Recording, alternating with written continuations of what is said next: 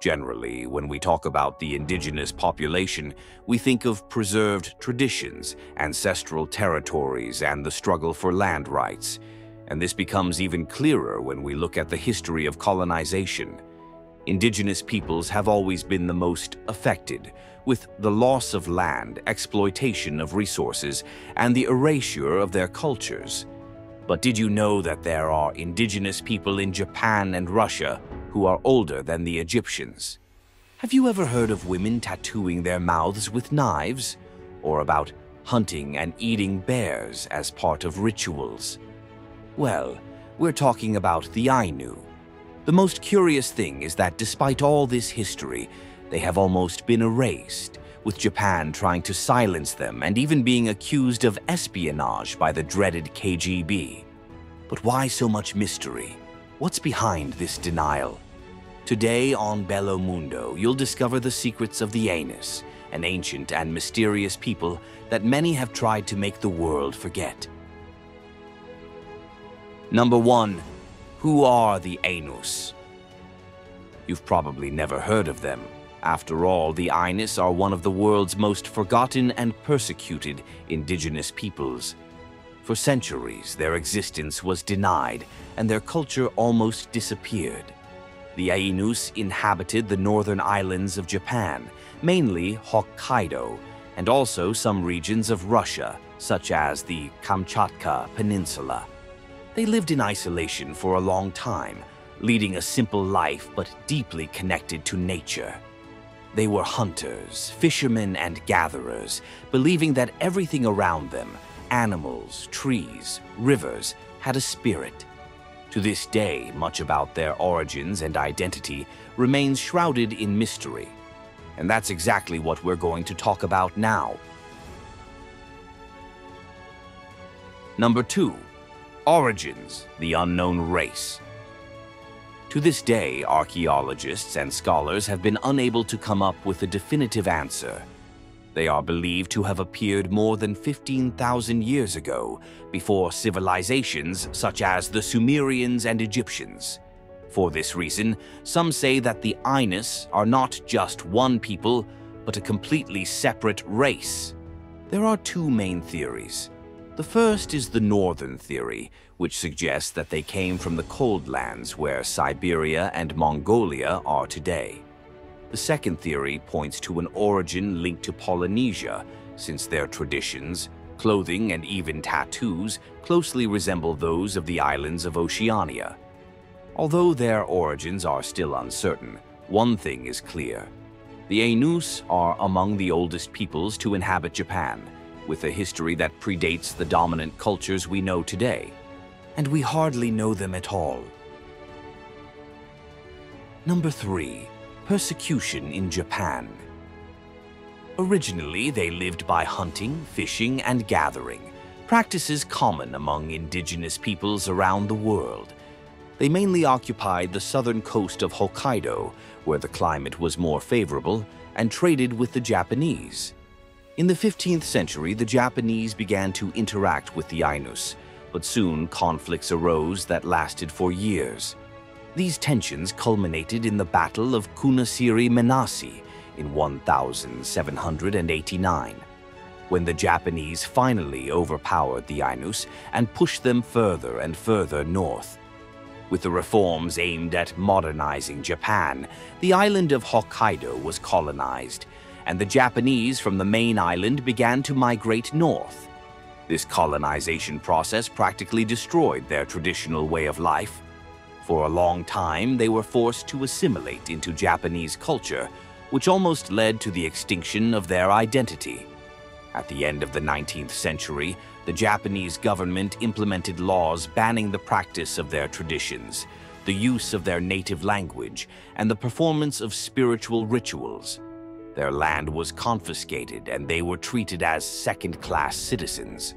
Forced to work in agriculture, they lost the right to fish and hunt, activities central to their culture and livelihood. In addition, they were forced to adopt Japanese names and speak only the local language, progressively being stripped of their cultural roots. Due to intense prejudice, many began to hide their ancestry, and the effects of this long history of oppression are still visible today. The majority remain impoverished and politically marginalized, with much of their cultural knowledge and practices lost. In other words, over the centuries, the Japanese have tried to hide this truth and treat them as foreigners within their own territory. It was only recently that Japan officially recognized this population as an indigenous people, and efforts to preserve and revive their culture gained momentum. However, the struggle to recover what has been lost still continues, and the road is long. Number 4. Language. And when it comes to losses, language is undoubtedly one of the most painful. This is because the Ainu language is completely unique. It doesn't resemble any other language in Japan or Asia. It's as if it had emerged from a separate universe, without any connection to other known languages, and this mystery only increases curiosity about its true origins. Today, very few people can speak Ainu fluently, and the problem isn't just the lack of speakers. The Ainu language never had a written form. Everything was transmitted orally, in stories and teachings, passed down from generation to generation. This makes rescuing the language an even greater challenge. But the saddest thing is that culture and language have not only been erased in Japan. Number 5. Persecuted in Russia. Remember how we mentioned that there are some communities of Ainu found in Russia? Well, life was anything but peaceful there too. These people faced marginalization and oppression on the Kuril Islands and Sakhalin, territories that Russia and Japan disputed for centuries. To give you an idea, during the Russian Empire, they couldn't even declare themselves part of their own people.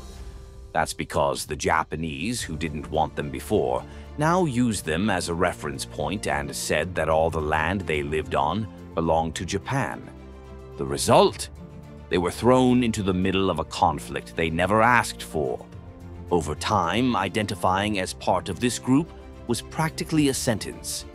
Too dangerous. Many adopted Russian as their language and converted to Christianity in a desperate attempt to survive. As in Japan, they were considered second-class citizens with no right to anything. And it didn't stop there. The territorial treaties between Russia and Japan, which divided up the islands where these people lived, only made matters worse. Historically, they didn't even have surnames. They ended up taking Russian or Japanese surnames. During the Stalin era, many were forced to adopt Slavic surnames. Being different at that time was dangerous, and they were accused of espionage and sent straight to the forced labor camps of the NKVD, the predecessor of the KGB. The NKVD was nothing more than the Soviet Union's secret police and was responsible for political repression orders, which included arresting, interrogating, and sending people accused of espionage, sabotage, or treason to the dreaded forced labor camps known as gulags. These camps were extremely cruel places where prisoners worked in inhumane conditions, often to the point of death. Things got even worse after the Second World War. The order was clear: no mention of the Ainus in Russia. Glavlit, the censorship body, forbade any mention of them. Today, little is known about what remains of this community. They disappeared from the islands and were even removed from Russia's ethnic register in 1979. In the 2010 census, only 109 people in the whole of Russia identified themselves as belonging to the Ainu people. However, at the insistence of the Kamchatka Territory government, these people were not officially registered as part of this ethnic group. 5 years later, the Ainu registered as a non-commercial organization, but it was dissolved by a court decision. The reason? Officially, there are no Ainu. And if you're wondering why there's so much persecution, the answer lies in the differences. Number 6. Religion. One of the biggest differences that has helped reinforce the persecution of the Ainu is religion. In Japan, Shinto and Buddhism are the two main religions, each with its own beliefs and practices. Shinto, for example, worships deities known as kami and preaches harmony with nature. Buddhism, on the other hand, follows the teachings of Buddha, seeking spiritual enlightenment. In Russia, the majority follow Orthodox Christianity with its own traditions and worldview. Now, the Ainu religion is completely different. They believe in animism, the belief that everything in nature, from animals to plants, mountains and rivers, has a spirit. These spirits are known as kamui, and living in harmony with them is essential for the Ainu people. They believe that many of the natural events and the community's prosperity or difficulties are linked to the relationship with these spirits, and many of their religious rituals were aimed at appeasing these entities to ensure the community's prosperity. Number 7. Festivals. One of the most intriguing festivals that reflects the Ainu belief that everything has a spirit is the Marimo Festival, celebrated annually in Hokkaido on Lake Akain. This festival revolves around the mysterious balls of algae called Marimo, which are seen as sacred by the Ainu. These algae, whose name means water ball plant, grow in the shallow waters of Lake Akan, where they can reach up to 40 centimeters in diameter. The most interesting thing about them is their round shape, which is completely different from what we're used to seeing. No one knows exactly why they have this shape, but scientists speculate that it may be a form of self-defense. For the Ainus, Marimo symbolize the purity of nature and have deep spiritual value. During the festival, they celebrate with dances, chants, and rituals, paying homage to these balls of algae and reinforcing their spiritual connection with nature. Number 8. Relationship with bears and the Iyomante Festival. But seaweed isn't the only thing revered in Ainu culture. Bears occupy an even more special place. For the Ainu, bears are not just animals. They are considered gods who walk the earth, carrying with them a divine spirit. This deep respect for bears manifests itself in a fascinating way in the ritual known as Iyomante, one of the most important in this culture. The ritual begins with the capture of 2 bear cubs who are raised within the village as members of the community.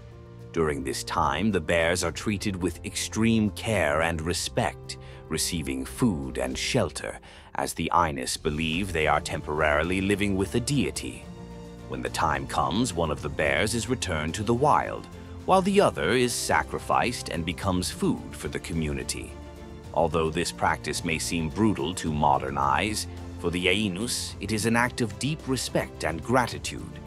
The sacrifice is not seen as an ordinary death, but as a liberation, a moment when the divine spirit of the bear returns to the spirit world. During the Iyomante festival, the Ainus celebrate the spirit of the bear with songs, dances, and offerings, thanking it for its presence and asking for blessings for the prosperity and protection of the community. Number 9. Physical differences. Another striking difference between the Ainu and the people around them is in their physical appearance, which sets them apart from the Japanese, Russians, and other East Asian peoples. With thick hair, voluminous beards, and a large amount of facial hair on the men, something rare in Asians, many explorers went so far as to say that they looked more like Europeans than their Asian neighbors. Some compared them to darker-skinned Russian peasants or even gypsies, completely different from the Japanese, Chinese, and Mongols. These physical traits have led scholars to believe that the Ainus probably came from cold regions, such as Siberia or northern Asia, and adapted to the harsh climate of Hokkaido and the surrounding islands. Number 10. Joker smile. One of the most fascinating aspects of Ainu culture especially in relation to women, was the facial tattoos that displayed a smile like the Joker in Batman. From the age of 7, girls began to tattoo small lines around their lips. Using a ceremonial knife, cuts were made in the corners of the lips, and charcoal was rubbed into the cuts. Every year, several new lines were added, and the smile was completed by the groom at the wedding. There were also tattoos on the arm, but only the women wore them.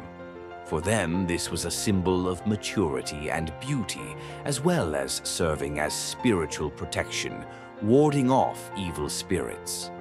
Nowadays, they no longer do this. Now they just wear a pencil, and only on big occasions. Number 11. Big beard. If the Ainu women were known for their tattoos, the men were easily recognized by their long beards. And we're not talking about just any beard. The Ainu even had special sticks to support their long mustaches at meal times. It was so striking that in the 2nd century BC, an ancient Chinese treatise already mentioned the existence of this hairy people. And in the 18th century, the Russian explorer Stepan Kracheninnikov nicknamed them the woolly people of the Kuriles, comparing the men's hair to wool. So dense and thick it was. And just to clarify, the Kuriles are an archipelago to the north of Japan, where many Ainus lived.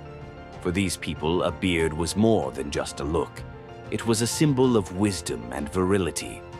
Many men grew it throughout their lives, seeing it as an expression of spiritual and physical strength.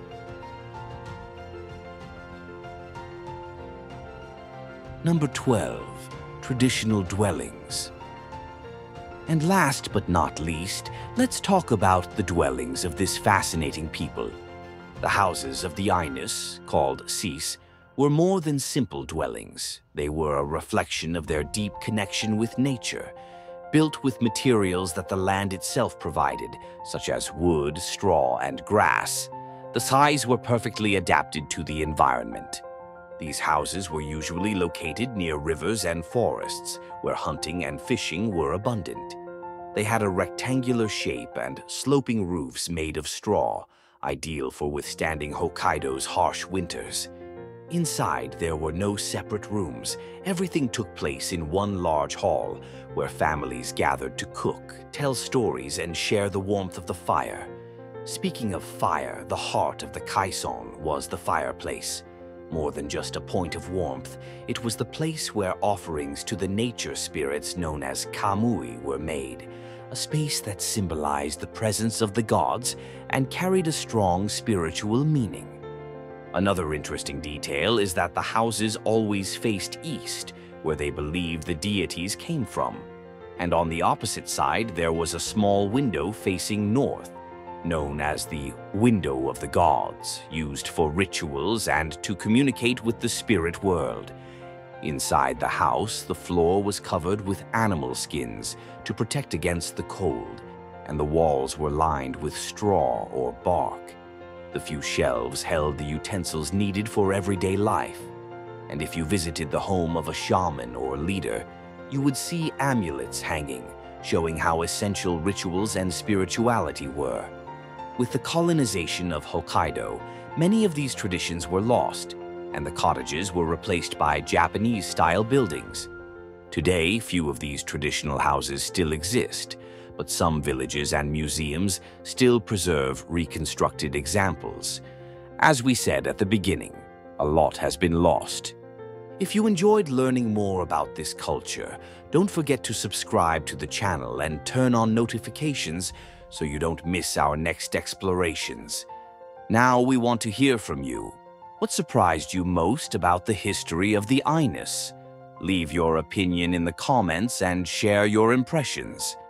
And of course, stay tuned for more interesting videos like this one.